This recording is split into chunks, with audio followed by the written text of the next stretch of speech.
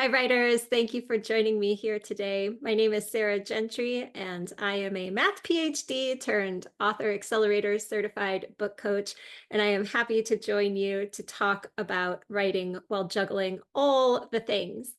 If you're like me, I know that you are juggling many different things, whether it's work, family, responsibilities, other responsibilities, and of course, you're writing. And sometimes writing can get squeezed out because of the other responsibilities that we have on our plate. So today I'm going to share some tips and strategies for things that I have used myself, as well as some help that I offer the writers that I work with. So first of all, writers tend to become frustrated when they struggle to use someone else's writing plan. And it's important to note that each person has their own unique strengths and challenges. So perhaps you've tried to do this as well. You've heard about a friend who has adapted a certain writing style or a certain program, and you try to do that yourself, but you find that you are failing and you're becoming frustrated because you can't live up to this expectation that this other writer has lived up to. And we need to stop doing this. We need to stop comparing ourselves to other people, and we need to take what works for us and disregard the rest. So in this presentation, I am going to show you how to develop a writing plan that works for you. So this is going to be a three-step process. First, we need to know where we want to go. We need to know what we want to accomplish, what we want to write. And then we need to know where we are right now, because we need to have a good grasp on what our reality is, what our life circumstances are, and what is within the grasp of a realistic expectation. And then in the last step, we are going to create a plan that honors our reality. So let's dig into this a little bit more. So for step one, we need to know where we want to go. So you might ask yourself what your long-term writing goals are. Do you want to be a professional writer? Are you going to be fully professional or part-time professional? Do you want to write for fun? There is nothing wrong with being a writer just because you enjoy the act of writing. Do you want to traditionally publish? Do you want to self-publish? Do you want to write full-time, part-time? What do you want to write? These are all questions that you will answer with your long-term goals in mind, thinking about what would be your writing dream, so to speak. And then you want to think about how much time you'd like to spend writing each week. If you could have it your way, would you love to write every day? Would you love to write for hours every day or just during your lunch break? These are all the types of questions that are going to inform what we're trying to work towards. So right now, I don't want you to worry about what you can actually do. Just in your ideal day, would you write for 2 hours before lunch and then write for 2 hours after lunch and then 2 hours after dinner? If that's your ideal day, then go ahead and write that down, even if that's not something that you can do right now. You might also want to think about other writing related tasks that you would do. So whether that's reading comp titles or researching the market or networking with other writers, attending writing conferences, consider all the writing activities that you would enjoy doing in addition to the actual act of writing. Now we're going to think about our ideal writing conditions. Do you write well early in the morning, or are you better at night? Do you need quiet? Do you like noise? Do you prefer to have a designated writing space? Or do you like to write from a notebook or from a computer? People are all very different. And while you might not be able to adhere to all these ideal conditions now, they might be things that you will want to think about as you are making decisions for the future. And then you want to think about what your writing output, what you would like that to look like. So some people really just have the goal of finishing the first book that they have been trying to work on for the last 10 years. There is nothing wrong with that. There is no shame in that. And if it is your goal to just finally finish a book, that's great to know. If you're someone who wants to be a career author, then you might be thinking more about whether you need to keep up with a one book a year if you're on some kind of traditional publishing schedule, or perhaps you want a career as an indie author and now you want to do 4 books a year. Do you want to write a certain number of words per day, a certain number of stories, articles, whatever it is? Consider what you would like your ideal pace of writing output to be and why you might be wanting to keep to that pace. So now that we have a sense of where we would like to go, we're going to think about where we are right now. And this is where things perhaps become uncomfortable, but this is the hard work that we need to do in order to be satisfied with our writing life. We need to have a good grasp of what our reality actually is. So I would encourage you to list your responsibilities in prioritized order. And when thinking about responsibilities, we want to think about the activities that really matter in terms of whether or not we show up. So we might have hobbies and things that we enjoy doing, but perhaps the world does not end if we don't show up for them. Responsibilities are things that have consequences when we don't show up for them. So, for example, your responsibilities could include if you have a spouse and kids, you want to spend time with your family. You might have a day job, and providing income for your family is certainly important. We want to keep a roof over your head. You might be in a situation where you are caring for an aging parent that requires a lot of your time and care, and it certainly is a responsibility. Your writing, of course, is a responsibility if you are trying to prioritize it. And you might have things like volunteering for organizations and so forth. But consider your responsibilities and list them in the order that you would prioritize them. And I should say, while you are prioritizing them, make sure that you're being realistic in how that priority is set. You might want your writing to be a higher priority, but at the end of the day, if the job is the thing that's paying the bills, then that might need to go higher on your list. All right, now you need to know how you really spend your time. And in order to do this, you need to create a time diary in order to know how you actually do spend your time.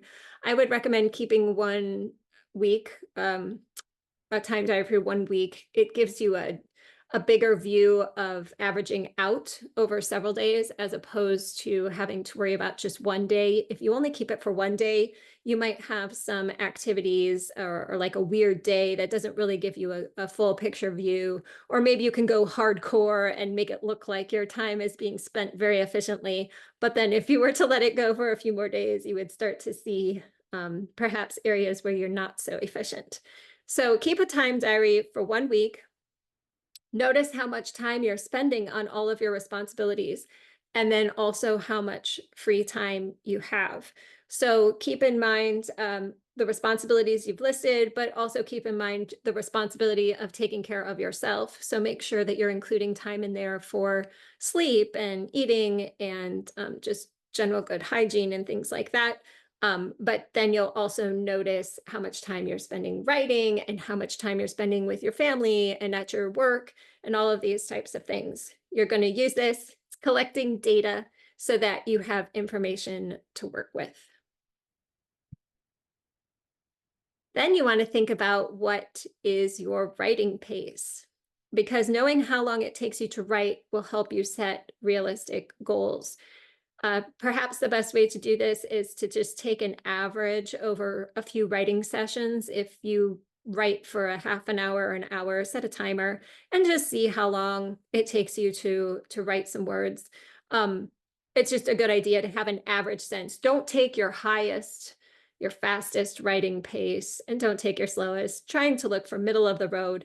And the reason why this is important is because maybe you have a friend who is able to spit out a novel in 2 months writing time, but you are frustrated because you can't keep up with the pace. But now you find that you have an average writing pace of 400 words per hour, which means that you would need 200 hours to draft an 80,000 word novel.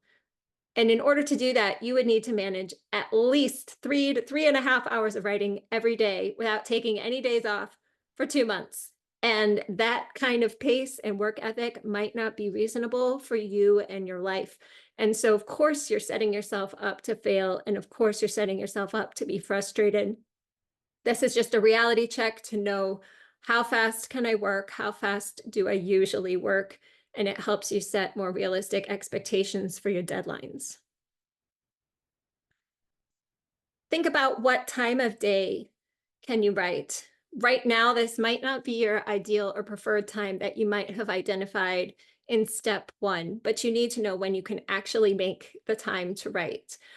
So, for example, perhaps you used to enjoy writing very early in the morning, but now you have toddlers who wake up very early in the morning. And now, if you wanted to write before they woke up, you would have to get up at 4 a.m. And there are writers who do that, but perhaps that is not something that you're interested in doing. And so now you need to consider a new time to write.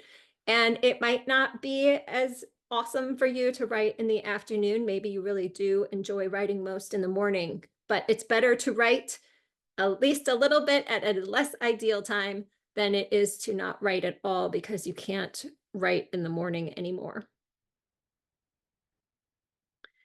What is your creative limit? This is another question that writers sometimes fail to think about. We might have 5 hours a day to write. Maybe you are in a situation where you can spend a lot of time writing, but that doesn't mean that it's to your advantage to fill up all those hours with writing time.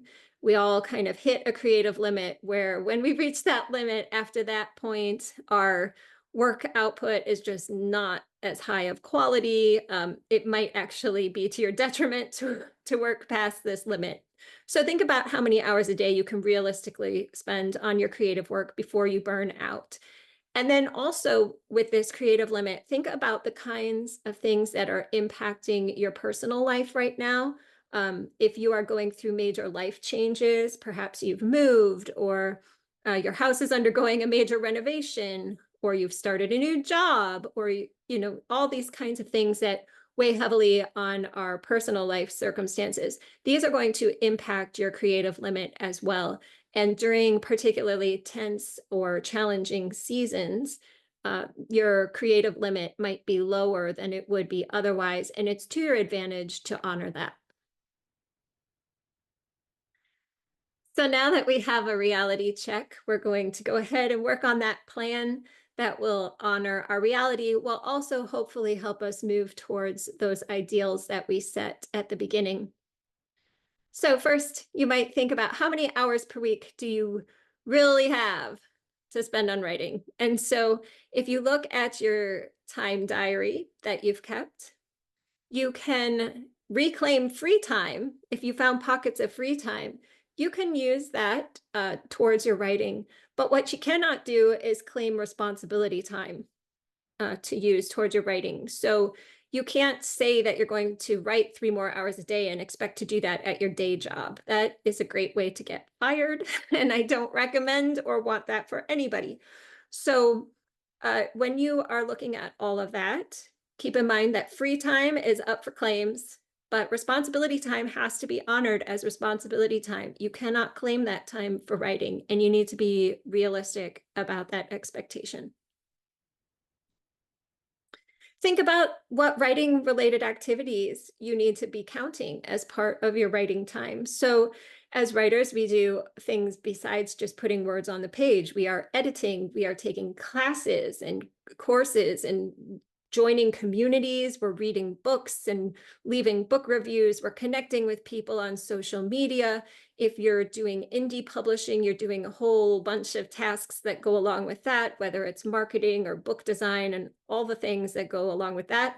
If you're getting ready to query, this is certainly a very time-consuming part of the writing process as well. There are so many tasks that go into the writer's life, and you cannot just look at literal words on the page. You have to think about all of these activities that you will need to do, and these are all going to have to fit under the umbrella of what is allowed in your writing time. So now you're going to consider how you're going to manage your finite resources of time, energy, and money. Everything that you do is going to be spent. You are going to spend time, energy, and money to accomplish those things. Now, the balance of those three things might be different for each person, but it will include all of these things. So you might be able to spend more in one category in order to save a bit in another, but in some way you will pay.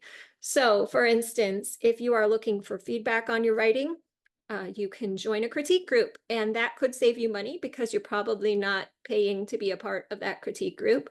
but it will cost you in the areas of time and energy because you are going to be giving your time to critique other people's pages and your energy to do that as well. In contrast, you could work with a book coach or an editor, and that would cost you money, but it might save you time and energy. So just think about how you want to balance these three finite resources. We would all wish that we could have infinite time, energy, and money, but that simply is not the case. And so we need to work within the confines of what is realistic for us. And then we need to manage our expectations in order to make our plan. So the expectations are going to be higher if your goals are more ambitious. So for instance, if you want to become a professional author who produces quality work, then you need to spend a lot of time writing and you need to put in the work in order to succeed at that goal. Now, you might be able to do this gradually over a very long time, or you might be able to condense it in a shorter time frame and work in a more intensive manner, but you still have to put in those hours one way or another. If your expectation is that you want to be a hobby writer who writes her stories for fun, that is a great ambition, and you go ahead and do that. And your expectations then don't have to be quite so high. Your time demand does not need to be so high. You can just say, I'm going to write for 30 minutes a day. It brings me joy, and that is a great thing to do. But if your goal is to be more professional, then you have to act like a professional, and professionals spend a lot of time and energy and even money in order to work at their career and to hone their craft. And if that's something that you want to move towards, then you need to make decisions the way that they would make decisions. You cannot be a hobbyist expecting to make that leap into becoming a professional author. And then once you've created your writing plan, you will need to refine it as it goes along. You can't necessarily expect to have a perfect plan all the time, and you'll need to adjust as life changes. Your circumstances will change, your life seasons will change. Sometimes you might have more time, sometimes you might have less time, lower expectations, time to take classes or go to conferences, and then other times you can't do any of those things. So you'll need to refine your plan as you're going along, but don't be afraid to try things and figure out what is working for you and what isn't working for you. When you notice something that's working well, try to keep doing that and hold on to that, but also watch out for things that cause you more stress. If it's causing you more stress to try and keep up with a plan that is no longer serving you, then it's time to find something different to do. Thank you so much for joining me. I hope you have found this helpful. It is hard to be a writer while juggling all the things and trying to do all the other life things that go along with what you're doing in your busy day. But if you want to succeed at your writing, you do need to make it a priority and to work hard at it, whatever that's going to look like for you. So I hope that you will keep in touch. You can find me at solutionsforwriters.com, where you will also find my free resources, including a writing plan guide that goes along with this presentation. And then follow me on social media. I'm on Instagram, Threads, and Twitter. You'll find me at Write with Sarah. And I also have a YouTube channel where I share interviews with book coaches and writers, as well as teaching videos, which you will find on YouTube under the handle Solutions for Writers. I want to thank you so much for your time, and I wish you all the best in your writing. Bye.